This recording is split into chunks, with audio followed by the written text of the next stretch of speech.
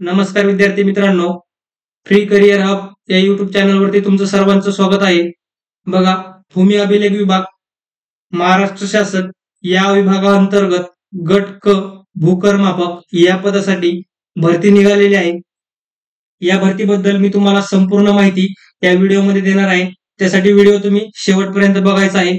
बघा, या भरतीसाठी तुम्ही ऑनलाईन अर्ज भरण्याचा तुमचा जो कालावधी आहे मित्रांनो, तो आहे 1 ऑक्टोबर सकाळी 11 ते 24 ऑक्टोबर रात्री 23:59 म्हणजे 12 वाजेपर्यंत. एकूण तुम्हाला इथं 24 दिवसाचा कालावधी दिलेला आहे फॉर्म भरण्यासाठी. 1 ऑक्टोबर ते 24 ऑक्टोबर या कालावधी दरम्यान तुमचे फॉर्म भरून घेतले जाणार आहेत मित्रांनो.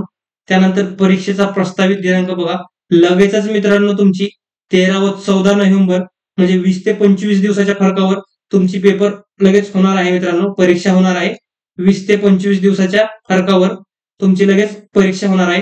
त्यानंतर बघा, नियोजनाच्या दृष्टीने आवश्यकतेनुसार परीक्षेच्या दिनांकामध्ये बदल होऊ शकतो. म्हणजे काही तांत्रिक अडचणी जर आली डिपार्टमेंटला तर ते बदल करू शकतात भरतीच्या दिनांकामध्ये. त्यानंतर बघूयात भरावयाच्या जागा आहेत मित्रांनो, तर सविस्तरपणे मी तुम्हाला सांगतो. पदाचे नाव बघा, भूकरमापक. भूकरमापक नावाचं पद आहे. वेतन स्तर याला जो आहे 6 लेवलचं याला वेतन स्तर असणार आहे. 19,900 ते 63,200 तुमचं बेसिक असणार आहे. यामध्ये तुमचा DA आणि बाकीचे भत्ते ऍड होऊन तुमचं पेमेंट मिळत असतं मित्रांनो. हा फक्त बेसिक पेमेंट आहे एवढा. बघा, उपसंचालक भूमी अभिलेख पुणे प्रदेश पुणे या विभागासाठी एकूण जे पदे असणार आहेत मित्रांनो 83. एकूण 83 पदे आहेत या विभागासाठी. आरक्षणानुसार तुम्ही बघून घ्यायचं आहे. बघा, प्रवर्ग आरक्षण इथं माजी सैनिक, प्रकल्पग्रस्त, भूकंपग्रस्त, महिला, खेळाडू, अंशकाली, समांतर आरक्षण विरहित, एकूण पदसंख्या असं तुम्ही आपापल्या आरक्षणानुसार कास्टनुसार तुम्ही ही पदे बघून घ्यायची आहेत मित्रांनो. एकूण 83 पदे आहेत. उपसंचालक भूमी अभिलेखक पुणे प्रदेश पुणे या ठिकाणी भूकरमापक या पदाची एकूण 83 पदे निघालेली आहेत, भरती निघालेली आहे. त्यानंतर बघा, दुसरा जो विभाग असणार आहे तुमचा उपसंचालक भूमी अभिलेख कोकण प्रदेश मुंबई. बघा, भूमी अभिलेख कोकण प्रदेश मुंबई या विभागासाठी एकूण 259 पदे आहेत मित्रांनो. 259 पदे या विभागासाठी निघालेली आहेत. त्यामध्ये तुम्ही आरक्षणानुसार तुम्ही जागा बघून घ्यायच्या आहेत मित्रांनो. इथे एकूण 259 पदे या विभागासाठी आहेत मुंबईसाठी. त्यानंतर आपण बघूयात मित्रांनो, जो नाशिक विभाग आहे, नाशिक प्रदेश भूमी अभिलेख उपसंचालक भूमी अभिलेख नाशिक प्रदेश नाशिक या विभागामध्ये मित्रांनो टोटल 124 पदे भरणार आहेत. या भरती अंतर्गत 124 पदांची भरती केली जाणार आहे. त्यामध्ये तुम्ही आरक्षणानुसार बघून घ्यायचे आहेत किती पदे आहेत तुमच्या कास्टला किंवा तुमच्या आरक्षणामध्ये किती पदे येतात ते तुम्ही बघून घ्यायचं आहे व्यवस्थित. या पद भरतीची जाहिरात आहे आपल्या टेलिग्राम चॅनलवरती मी तुम्हाला सविस्तरपणे जाहिरात देणार आहे. तेथे जाऊन तुम्ही आरक्षणानुसार सर्व पदे बघू शकता. टेलिग्रामची लिंक ही व्हिडिओच्या डिस्क्रिप्शन बॉक्समध्ये देण्यात येईल. तिथे क्लिक करून तुम्ही टेलिग्राम चॅनलला जॉईन व्हा. ही लिंक ही PDF जाहिरातीची PDF तुम्हाला टेलिग्राम चॅनलवर मिळून जाईल. त्यानंतर बघा, उपसंचालक भूमी अभिलेख छत्रपती संभाजीनगर प्रदेश छत्रपती संभाजीनगर या विभागासाठी मित्रांनो 210 पदांसाठी भरती होणार आहे. बघा, छत्रपती संभाजीनगर या विभागासाठी 210 पदांची भरती होणार आहे. आरक्षणानुसार तुम्हाला जागा इथे दिलेल्या आहेत, तर तुम्ही व्यवस्थित बघून घ्यायच्या आहेत मित्रांनो. त्यानंतर 5वा जो विभाग असणार आहे मित्रांनो, उपसंचालक भूमी अभिलेख अमरावती प्रदेश अमरावती. 5वा जो विभाग आहे अमरावती विभाग, त्यामध्ये तुम्हाला एकूण 117 पदे या भरती अंतर्गत भरले जाणार आहेत. अमरावती विभागासाठी 117 पदे मित्रांनो भरली जाणार आहेत. आरक्षणानुसार तुम्ही पदे व्यवस्थित बघून घ्यायचे आहेत. त्यानंतर बघूया आपण 6वा जो विभाग असणार आहे तुमचा नागपूर प्रदेश. बघा, उपसंचालक भूमी अभिलेख नागपूर प्रदेश नागपूर नागपूर विभागाअंतर्गत टोटल भूकरमापक या पदासाठी मित्रांनो 110 पदांची भरती होणार आहे. हे तुम्ही लक्षात घ्या आणि तुमचं आरक्षणानुसार सविस्तर पदे तुम्ही बघून घ्या इथे. त्यानंतर बघूया आपण इथे बघा, महत्वाची सूचना आहे. सर्व विभागांकरिता एकाच परीक्षेच्या आधारे विभागनिहाय स्वतंत्र गुणवत्ता यादी तयार करण्यात येणार आहे. त्यामुळे एका उमेदवारास कोणत्याही एकाच विभागाकरिता अर्ज सादर करता येईल मित्रांनो. तुम्ही म्हणताल की मी 2 विभागाला अर्ज करील, 3 विभागाला अर्ज करील, परंतु मित्रांनो एकाच परीक्षेच्या आधारे विभागनीय गुणवत्ता स्वतंत्र गुणवत्ता यादी तयार करण्यात येणार आहे आणि एका उमेदवारास एकच विभागाकरिता अर्ज करण्यात येणार आहे. म्हणजे तुम्ही एकाच विभागासाठी अर्ज करायचा आहे मित्रांनो. त्यानंतर बघूया आपण वयोमर्यादा मित्रांनो. गट क च पद आहे हे भूकरमापक. वयोमर्यादा जी तुमची असणार आहे 18 ते 38 वर्ष मित्रांनो. 18 ते 38 या वर्षामध्ये जे विद्यार्थी येतात त्यांनी या पदासाठी अर्ज करायचा आहे. अर्हता आणि अनुभव बघा, अर्हता आणि अनुभव मान्यता प्राप्त अभियांत्रिकी बघा, मान्यता प्राप्त अभियांत्रिकी महाविद्यालयातील किंवा मान्यता प्राप्त संस्थेकडील स्थापत्य अभियांत्रिकी पदविका, हे महत्वाचं आहे बघा. स्थापत्य अभियांत्रिकी पदविका म्हणजे डिप्लोमा इन सिव्हिल इंजिनिअरिंग. तुमचा सिव्हिल इंजिनिअरिंग मध्ये डिप्लोमा पाहिजे मित्रांनो, तर तुम्ही या भरतीसाठी अर्ज करू शकता. त्यानंतर बघा इथं किंवा मध्ये दिलेला आहे, त्यामध्ये तुम्ही माध्यमिक शालांत परीक्षा उत्तीर्ण म्हणजे तुम्ही 10वी पास केल्यावर तुम्हाला ITI औद्योगिक प्रशिक्षण संस्थेचे 2 वर्षाचे सर्वेक्षक व्यवसायाचं पत्र म्हणजे ITI मधून तुमचं सर्वेक्षक व्यवसायाचं प्रमाणपत्र तुम्हाला येथे लागणार आहे या पद भरतीसाठी अर्ज करण्यासाठी. हे लक्षात ठेवायचे मित्रांनो.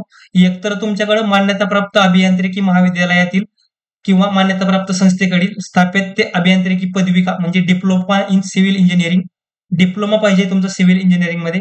ते जर नसेल मित्रांनो तुमचं, तर तुम्ही 10वी प्लस ITI मध्ये सर्वेक्षक व्यवसायाचं प्रमाणपत्र तुमच्याकडनं असणं आवश्यक आहे, तरच तुम्ही या पद भरतीसाठी अर्ज करू शकता मित्रांनो. त्यानंतर बघा दुसरी जी अर्हता असणार आहे तुमची मराठी टंकलेखन 30 शब्द प्रति मिनिट आणि इंग्रजी टंकलेखन 40 शब्द प्रति मिनिट. बघा तुमचं जे टंकलेखनाचा जो स्पीड आहे मित्रांनो 30 शब्द प्रति मिनिट इंग्लिशसाठी मराठीसाठी 30 शब्द प्रति मिनिट मराठीसाठी आणि इंग्लिशसाठी जो आहे तुमचा 40 शब्द प्रति मिनिट वेग हा टंकलेखनाचा असणं आवश्यक आहे. बघा शासकीय वाणिज्य प्रमाणपत्र किंवा संगणक टंकलेखन प्रमाणपत्र हे तुमच्याकडे पाहिजे आहे मित्रांनो. त्यानंतर बघा उपरोक्त क्रमांक 2 मध्ये नमूद टंकलेखन विषयक अर्हता पूर्ण करत नसलेली व्यक्ती. बघा जर मित्रांनो तुमच्याकडे सिव्हिल इंजिनिअरिंग डिप्लोमा असेल किंवा 10वी प्लस सर्वेक्षकचा ITIचं प्रमाणपत्र असेल आणि तुमच्याकडे टायपिंग जर नसेल तरी पण मित्रांनो तुम्ही या पदभरतीसाठी अर्ज करू शकताय मित्रांनो.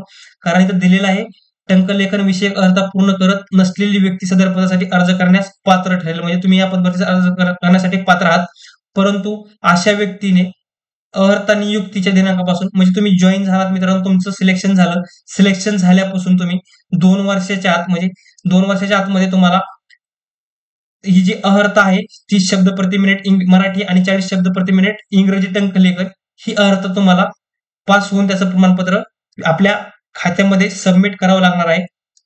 हे तुम्ही लक्षात ठेवायचं आहे मित्रांनो. तुमच्याकडे सध्या जर टंकलेखनाचं जर प्रमाणपत्र नसेल तर तुम्ही या पदभरतीसाठी अर्ज करू शकताय. तुम्ही जॉईन झाल्यानंतर तुम्ही टंकलेखनाचं प्रमाणपत्र तुम्ही दिले तरी चालते मित्रांनो 2 वर्षाच्या आतमध्ये.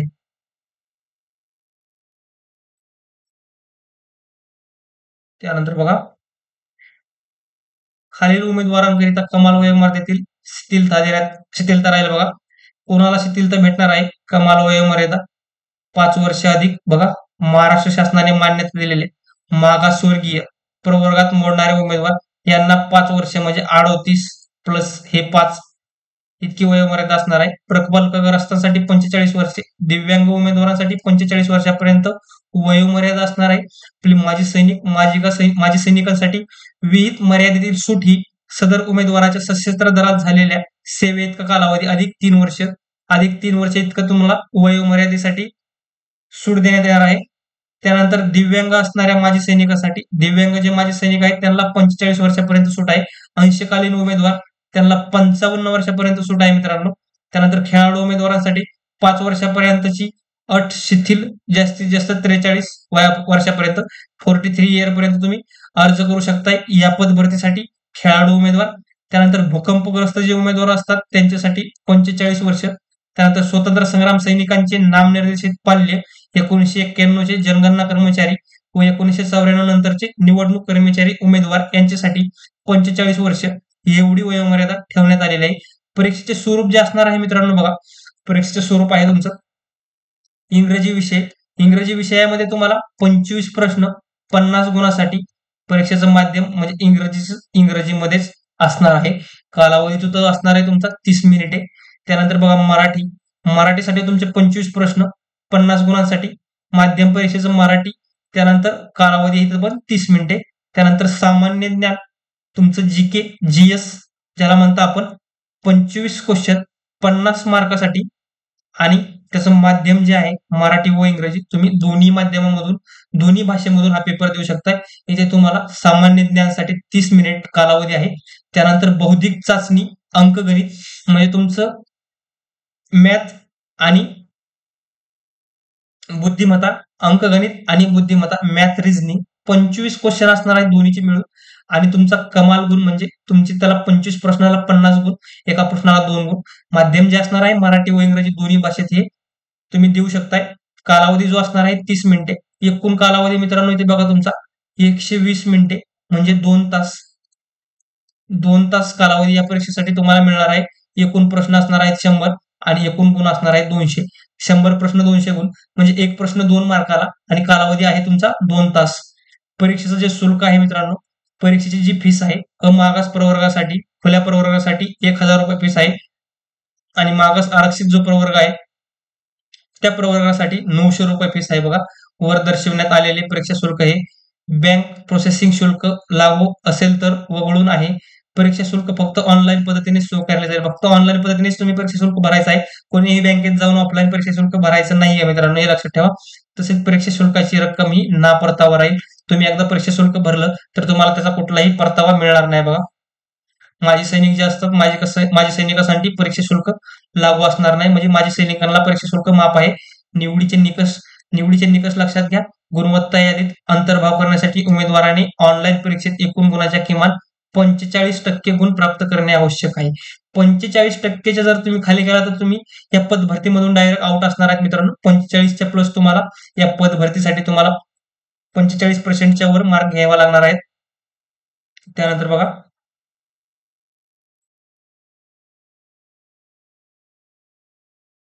उमेदवारासाठी सूचना दिलेल्या आहेत, तुम्ही पाहून घ्यायच्या आहेत पीडीएफ मध्ये.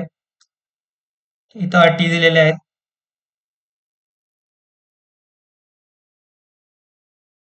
दिव्यांगाचं जे आरक्षण आहे ते कुठल्या कुठल्या कॅटेगरीमध्ये लागू होते ते तुम्ही पाहून घ्यायचंय. दिव्यांग उमेदवार, अनाथांसाठी आरक्षण, माजी सैनिकांचं आरक्षण, प्रकल्पग्रस्त, भूकंपग्रस्त, महिला आरक्षण, खेळाडू आरक्षण, पदवीधर. बघा हे तुम्ही बघून घ्यायचंय पीडीएफ मध्ये सर्वांनी व्यवस्थित.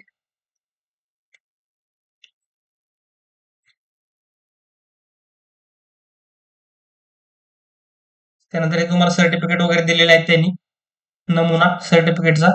ऑनलाईन अर्ज सादर करण्याची पद्धत बघा, यांची जी वेबसाईट आहे IBPS register.ibps.in या वेबसाईटवर, आणि ही दुसरी जी वेबसाईट आहे mahabhumi.gov या वेबसाईटवर उपलब्ध राहील. बघा या दोन्ही वेबसाईटवर तुम्ही अर्ज करू शकता. 1/10/2025 ते 24/10, 24 दिवसांचा कालावधी तुम्हाला अर्ज करण्यासाठी दिलेला आहे. कालावधी लक्षात ठेवायचा आहे मित्रांनो. याच्या कालावधीच्या आतमध्येच तुम्ही फॉर्म सबमिट करायचा आहे.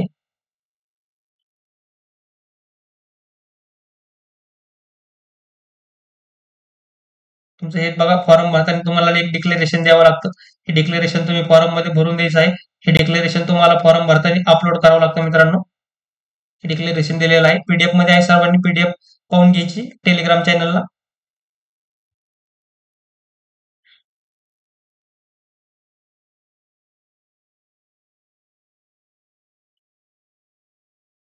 कागदपत्रे स्कॅन करणे, तुम्हाला कागदपत्र जे आहेत तुम्हाला स्कॅन करायचे आहेत. बघा एकूण 5 कागदपत्र इथे दिलेले आहेत तुम्हाला. स्कॅन रेझोल्युशन किमान 200 DPI वर सेट करा, रंग मूळ रंगावर सेट करा. कागदपत्र अशा प्रकारे तुम्ही सबमिट करायचे आहेत, अपलोड करायचे आहेत.